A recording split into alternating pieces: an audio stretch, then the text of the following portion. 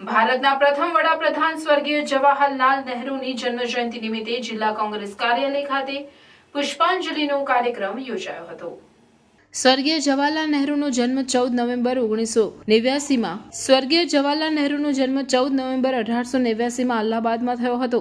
સ્વતંત્રતાની ચળવળમાં પણ જવાહરલાલ નહેરુનું મહત્વનું યોગદાન હતું। ગુજરાતની જીવાદોરી સમાન સરદાર સરોવર ડેમનો પાયો પણ જવાહરલાલ નહેરુએ જ નાખ્યો। ત્યારે દીર્ઘદ્રષ્ટા જવાહરલાલ નહેરુની જન્મજયંતિ નિમિત્તે ભરૂચ જિલ્લા કોંગ્રેસ સમિતિ દ્વારા જિલ્લા કોંગ્રેસ કાર્યાલય ખાતે નહેરુજીની પ્રતિકૃતિને પુષ્પાંજલિ અર્પી આ કાર્યક્રમમાં કોંગ્રેસના આગેવાનો અને કાર્યકરો જોડાયા। અત્રે ઉલ્લેખનીય છે કે પુષ્પાંજલિના કાર્યક્રમમાં જિલ્લા કોંગ્રેસ પ્રમુખ રાજેન્દ્રસિંહ રાણા સહિતના અગ્રીમ હરોળના આગેવાનોની હાજરીનો ચર્ચાનો વિષય બની હતી। ભારત રત્ન પંડિત જવાહરલાલ નહેરુની આજે જન્મ જયંતિએ અમે સાદર અને શ્રદ્ધાંજલિ અર્પણ કરીએ છીએ।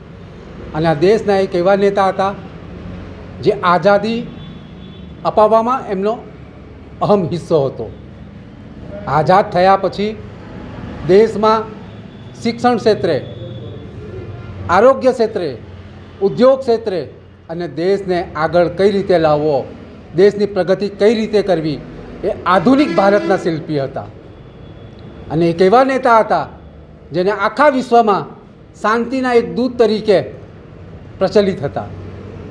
આજે એવા જવાહરલાલ નહેરુજીને અમે સ્મરણાંજલિ અર્પણ કરીએ છીએ અને આવા જ નેતાને દેશને જરૂરત છે।